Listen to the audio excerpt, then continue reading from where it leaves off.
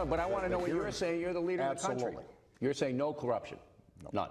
No, there were some boneheaded decisions out of a but local no office. mass corruption.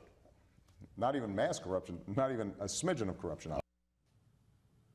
All right, who could forget that Super Bowl interview with Barack Obama? Welcome back, everyone, to hour number 2 of the Steve Malzberg Show. We are joined right now by Kirsten Kukowski, the National Press Secretary for the RNC, the Republican National Committee. Hello, Kirsten.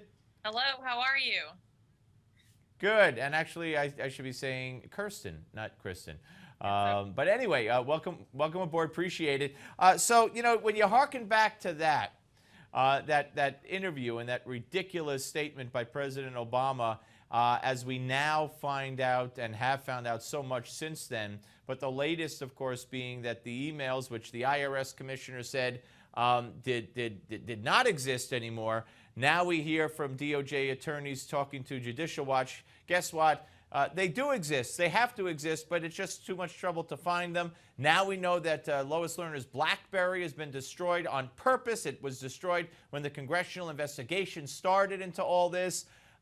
Boy, oh boy, does that look worse and worse every time you play it, huh? Well, it definitely doesn't smell good, does it?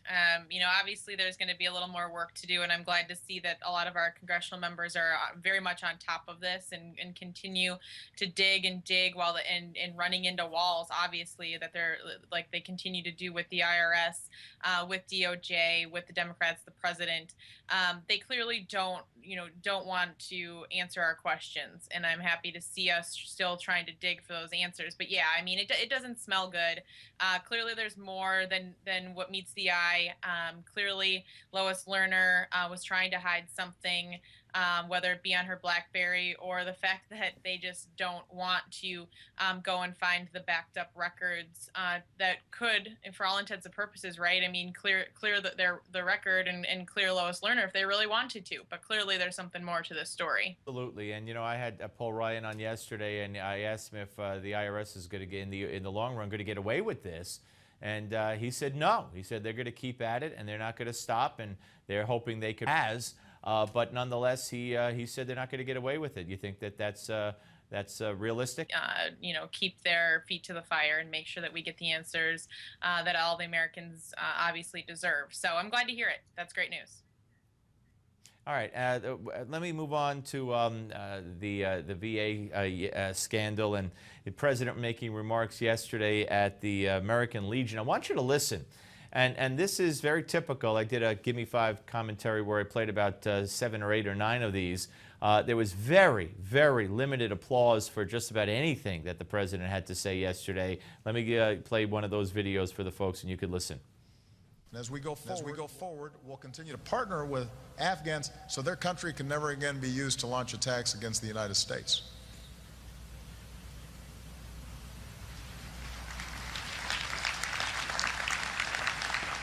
I mean, and that's just one example. And he stood there and waited because it probably said in his script applause line, and there was just nothing. There was no emotion. There was no applause. They weren't that thrilled with anything he had to say, and I'm not all that surprised.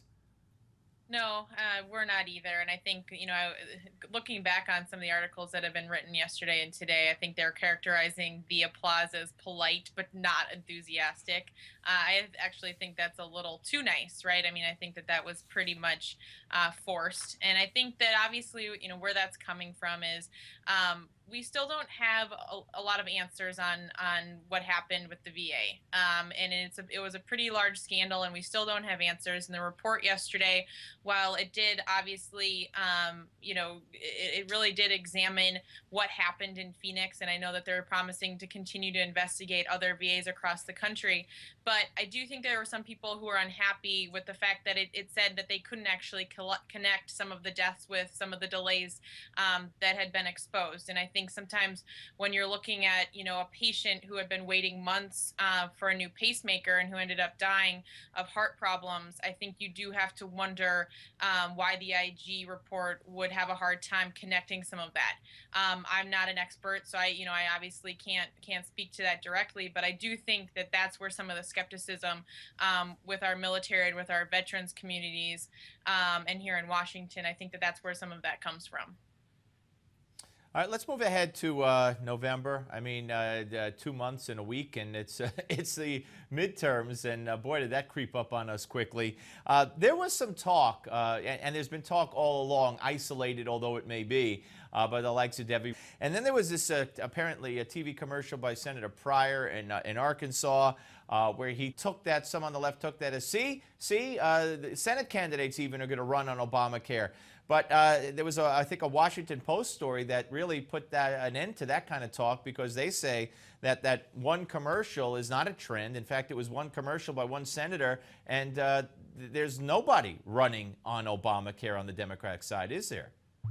No, there really isn't. And yes, when Pryor's ad came out, there a lot of Democrats tried to use as an example of, look, see, Obamacare isn't an issue that Republicans want to run on anymore. We're running on it.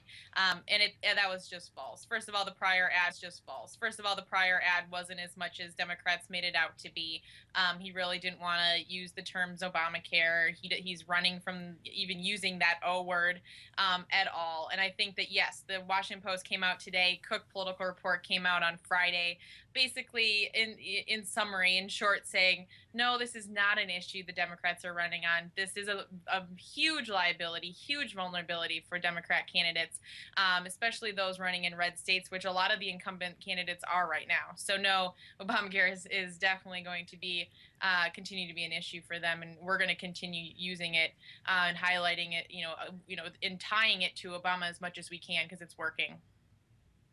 All right. Now, as far as energizing the left, Chris Matthews with some remarks the other day talking about how, well, gee, wouldn't it be nice, and I wonder if the African-American base now is going to be motivated because of Ferguson.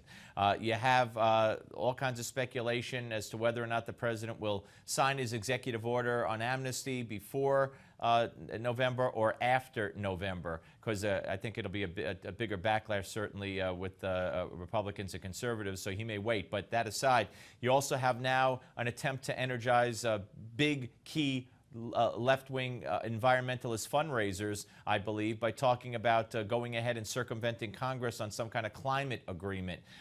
Is any of this going to work, do you believe, and are you still confident, or are you confident that the Republicans will take back the Senate in November?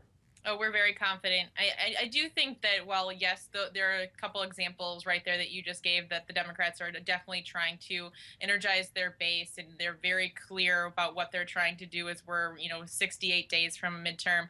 Look, it's not going to work. You can see in all the polls, the enthusiasm gap in our favor is real, very, very much so.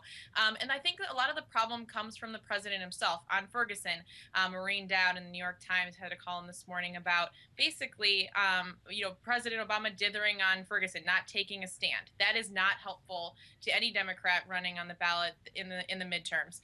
Specific to immigration, if you look at the recent polling, Americans do not want President Obama or anybody going alone on immigration. It's an important issue, but it's something we all need to sit down at the table and talk about. And amnesty and him going alone to obviously energize his base is not the answer. And I think that is actually going to end up hurting him, and his party. So I do think that there's a little bit of overreach. The climate change thing is the same thing. Him going it alone while the White House thinks that this is an optimal thing for their base could really end up backfiring and giving us just what we need to cross that finish line. But I think we feel very, very good about where we stand right now. I got one more for you, Kirsten, and that is the recent move by Burger King.